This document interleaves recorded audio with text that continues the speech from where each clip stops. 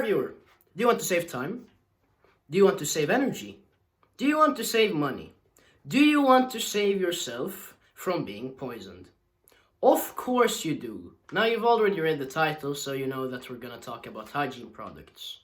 And what I mean by that is anything that makes you smell better, supposedly, anything that makes you cleaner, supposedly, and anything that makes you look better, supposedly. So, toothpaste, deodorant, body gel, shampoo, lip balm, I think I mentioned that. Lipstick, lip balm, same thing to me. Perfume, you know, those kinds of things with a bunch of chemical sludge in them.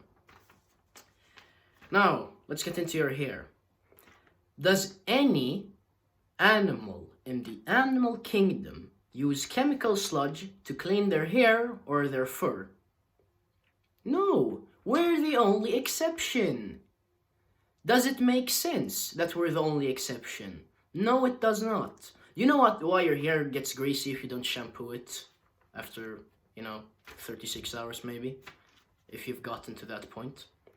It's because your hair produces natural, or your scalp produces natural scalp hair oils that prevent your hair from drying out. If you shampoo, you're gonna remove all of that. So then your body has to keep up by producing even more. And then you shampoo, and then it produces even more, and you get into a cycle where your hair looks greasy no matter what you do. What's the solution? Stop shampooing. Then your body will see that, okay, he's not removing all of these hair oils all the time, so he can produce less. And you'll be like me. See, do I have greasy hair? I don't think so. I think it looks pretty normal. And no one has commented about it. And I've asked my friends and they don't say anything. They say, oh no, it looks normal. And I only use water. And not even that often, to be honest. I usually take baths. So my hair doesn't get into the water most of the time. And my hair isn't greasy. That's how it's supposed to be. That's how it's supposed to be in nature. So, again, I wasn't lying in the beginning of the video. Now, if you want an alternative to shampoo, by the way, there's apple cider vinegar. Of course, don't pour vinegar on your head, you'll burn your scalp. But if you wet your hair, and then you pour a little bit in your hand, and then you rub it in your scalp, and you let it be for like a minute, and then you rinse it out, that's something that could clean your hair. And it's a good conditioner too. So do that if you want an alternative. If you really need to put something in your hair, but otherwise you don't. Your body's intelligent enough to keep track of what's supposed to be coming out of your scalp. Now, number 2, your body. Does any animal in the animal kingdom put chemical sludge on their skin? No. So what's the solution? Let the bacteria do the stuff for you. You've got, or a healthy human has got, a bunch of salmonella all over their body eating dead stuff. Alright? And that will keep your skin very healthy. Now, why do you still smell if you don't use body gel or chemical sludge? Same thing. It's because what comes in must come out. Now, what I mean by this, let's take a person who eats, clean meat and veg. Let's say paleo, because that's out of all the modern diets, that's one of the all right ones. They're probably not gonna smell really bad, or bad at all. Depends on what they've eaten before and how old they are, but oh well. Now take someone who's eaten McDonald's, or who eats McDonald's every day. How do you think that person will smell when they sweat? And so on and so forth. Really bad.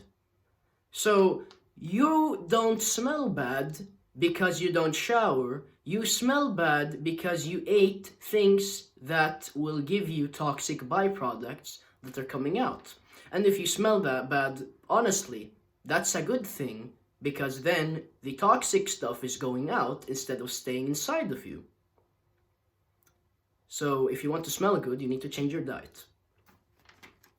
Don't just sugarcoat it with body gel. You've got real problems inside if you identify with what I'm saying. What do we have got here? Mouth toothpaste. Now there was a dentist, he's dead now because he did this in the 20s, 30s, called Weston A. Price. Weston A. Price was a dentist that understood that our modern diet was what was causing the abnormal amount of dental problems, because the dental problems have skyrocketed. So what he did was he went to a tribe and he compared the tribe's cavities and dental problems in general with the modernized people next to the tribe. So if we've got modern Americans, we've also got Native Americans that at that time were still eating their natural diet, some of them. And so he compared. And he also looked at skulls of these people, Native Americans, and there's evidence. I mean, the book is called Nutrition and Physical Degeneration. You can look it up. These people were not brushing their teeth. They were just eating their natural diet, and their skulls had their teeth fully intact when he dug them up. The people eating their natural diet had their teeth, their teeth were perfect. They were straight, they had no cavities, and they had excellent gum health. Like, everything was perfect. And then he compared it with people eating, the stuff we eat today, bread and jams, and, he likes to say bread and jams in the book, so that's why I'm saying it. But it should give you a good example of what those people were eating, the bad diet people, of course. And their teeth were just falling. So why do we use toothpaste today? Because if we don't, our modern diet would make our teeth fall out by the time we were teenagers, okay? That's why people are advised to brush their teeth. If your diet is a modern one, your teeth will fall out if you don't brush your teeth. Now, what's the solution? You change your diet so that your teeth don't fall out. And sodium fluoride is a toxin that has been shown to decrease IQ in children. I'll put that study in the description. And there are a lot of other studies on sodium fluoride, and I've mentioned this before on my channel. Don't put toothpaste in your mouth if you wouldn't swallow it comfortably. Make it on your own if you want to use something. That's an alternative. Oh well. And with that said, I think you understand that your skin, your hair is made of the things you eat. And putting these kinds of things on your skin, i.e. your cells, isn't a good idea. Because, look, let's take coconut oil. I do not advocate for coconut oil because you won't find any high quality in the supermarkets, even if it's organic and whatever. But let's take it as an example if it was optimal. You can eat it, right?